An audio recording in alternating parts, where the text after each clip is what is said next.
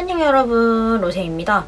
네, 제가 되게 오랜만에 영상을 찍고 있는 것 같은데 변명을 조금 하자면 지지난주죠? 지지난주에 병원에 갔더니 손목에 염증이 생겼다라는 진단을 받아서 반깁스를 일주일 정도 하고 있느라 영상을 제작하기가 좀 힘들어져가지고 좀 쉬게 됐고, 지난주 같은 경우에는 가부와 제가 유튜브를 시작한 지 1주년이 되는 해라서 휴식을 갖기로 했습니다. 다른 유튜버분들은 1주년 기념 영상을 만든다지만 저희는 1년 동안 쉴 새 없이 달려온 스스로를 위해서 조금 휴식 시간을 가지기로 했습니다. 그 부분 조금 양해해 주시고요. 긴 휴식을 가진 만큼 앞으로는 좀 더 열심히 해보도록 하겠습니다.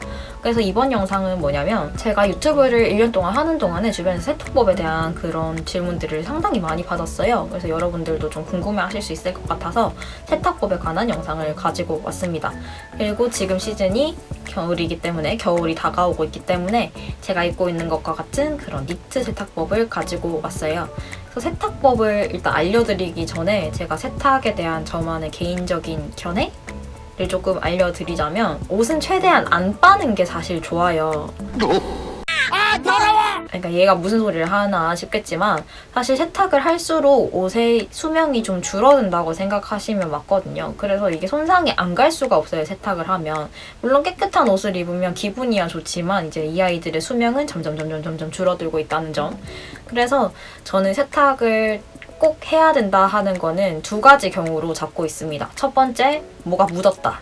두 번째, 옷에서 냄새가 난다. 이럴 때 세탁을 합니다. 이 말인 즉슨 최대한 옷을 오염시키지 않고 입을수록 좋다는 거죠. 근데 하지만 사람의 몸에서 제일 가까이 붙어 있으면서 같이 움직이는 게 옷인데 오염을 아예 안 시킬 순 없잖아요. 그래서 만약에 니트가 오염이 됐다, 그래서 빨아야겠다 할 경우에 니트 같은 경우에는 세제를 꼭 중성세제를 사용해 주셔야 됩니다.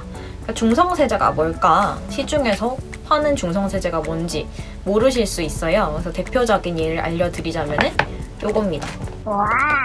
이 아이가 대표적인 예인데, 그래서 이렇게 중성세제를 사용을 해라 하는 옷들은 요런 마크가 있을 거예요. 이렇게 손세탁 중성 30도 요거 보이시죠? 요 마크가 있을 건데, 보통 근데 대부분의 옷에는 손세탁 중성 30도 요 마크가 딱 있을 겁니다. 그런 혼용률 택에 붙어있는 세탁 마크들은 가장 그냥 좋은 방법을 권장해주고 하지 말아야 될 것을 알려주는 그런 역할들이거든요. 근데 왜 중성세제를 사용을 하기를 좀 권장을 하냐면, 옷에 가장 자극이 적어요. 저희가 좀 깨끗하게 빨기 위해서 사용하는 그런 표백제들은 아무래도 옷에 무리가 좀 많이 가는 편인데, 중성세제는 그렇지가 않거든요. 옛날에 저희 초등학교 때 배웠던 산성과 염기성이 있으면 그 가운데 중성이 있잖아요. 그런 것과 같이 세제도 그런 중성세제가 있다라고 생각을 하시면 될 것 같아요. 근데 중성세제가 그럼 자극이 적으면 당연히 세탁할 때 이것만 사용을 하면 되겠지 하고 생각을 하시는데, 표백제가 있는 이유는 사실 이 중성세제는 자극이 적은 만큼 그런 세정 능력이 표백제보다는 좀 떨어지는 편이에요. 니트 같은 경우에는 가급적 표백제를 사용하지 않으셔야 하는 옷인데, 근데 만약에 니트가 좀 밝은 색이라서 꼬질꼬질한 것 같다, 혹은 잘 지워지지 않을 것 같은 무언가가 묻었다 하는 경우에는 중성세제로 좀 지워지지 않을 수도 있거든요. 그럴 때 제가 이런 중성세제를 사용하기 전에 사용해주는 것이 있습니다. 바로 이 베이킹소다인데요. 베이킹소다는 그런 세정 능력이 있어가지고 표백제보다는 자극이 좀 덜하게 세탁을 하실 수가 있어요. 그래서 저는 요거를 먼저 사용을 해준 다음에 그 다음에 중성세제를 이용해서 빨래를 해주고 있습니다. 그래서 저도 이제 빠는 과정을 조금 간략하게나마 살짝 보여드리려고 이렇게 오염물이 조금 묻은 니트를 가지고 왔는데요. 여기 화장이 좀 묻어가지고 가지고 왔는데, 이 니트를 가지고 먼저 빠는 방법을 한번 알려드리도록 하겠습니다. 준비물은 요거 빨 니트와 그리고 베이킹소다, 그리고 중성세제, 그리고 수건 있으시면 됩니다. 한번 같이 빨아보도록 할게요. 저는 베이킹소다로 먼저 전처리를 해줄 거기 때문에 베이킹소다를 플라스틱 일회용 수저 한 2스푼 정도 넣고 물에 풀어줍니다. 어느 정도 풀렸다 싶으면 여기다가 니트를 집어넣고 잘 적셔준 다음에 5분에서 10분 정도를 기다려줍니다. 5분에서 10분이 지났으면 니트를 살짝 조물조물 해주시고요. 물을 버리고 이제 다시 30도의 물을 받아서 중성세제를 풀어줍니다. 풀어준 다음에 니트를 다시 담고 또 한 5분 정도 기다려줍니다. 5분이 지났으면 절대 니트는 비비지 마시고요. 조물조물해서 빨아줍니다. 만약에 저처럼 화장이 묻어있거나 한 경우에는 클렌징 폼 소량을 이용해서 오염된 부분에 살짝 문질러 주시는 걸 추천드릴게요. 더러운 물이 좀 빠졌다 싶으면 거품이 나오지 않을 때까지 헹궈줍니다.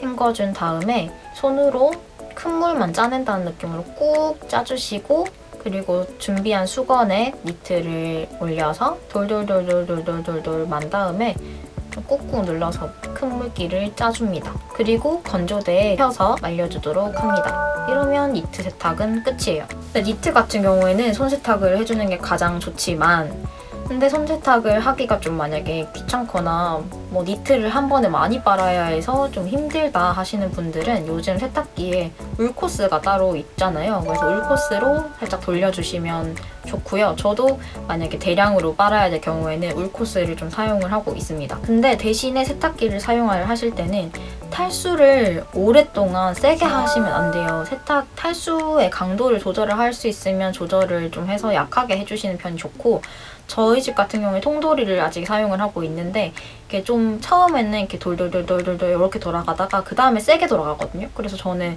좀 큰 물이 빠질 수 있을 만큼 좀 약하게 돌아가고 이제 세게 돌아가려고 하기 시작할 때 탈수를 꺼버려요. 끄고 꺼내서 수건으로 좀 물기를 빼준 다음에 그냥 널어가지고 말리고 있거든요. 그렇지 않고 좀 세게 계속 돌리면은 어딘가 늘어나 있고 그런 경우가 많아서 최대한 세탁기를 사용을 하실 때는 조금 조심조심 다뤄주시는 거 잊지 마셨으면 좋겠습니다. 이렇게 니트 세탁에 대한 거는 다 알려드렸는데 생각보다 간단하죠. 근데 생각보다 간단한 만큼 좀 귀찮다는 점 그것만 제외하면 어려우실 건 없을 것 같아요. 만약에 여러분들이 니트 관리하는 데 있어서 뭐 보관법이나 이런 게 좀 궁금하시다면 밑에 댓글로 달아주시면 좋겠고요. 니트 외에 다른 옷들 세탁법 좀 어떻게 하면 잘 빨 수 있는지 그런 게 궁금하신 게 있으면 또 댓글로 달아주세요. 그럼 제가 빠른 시일 내로 영상을 제작을 해가지고 올려드리도록 하겠습니다. 이번 영상은 여기까지 하고요. 저는 또 좋은 정보를 가지고 다음 영상에서 찾아오도록 하겠습니다. 여러분 안녕!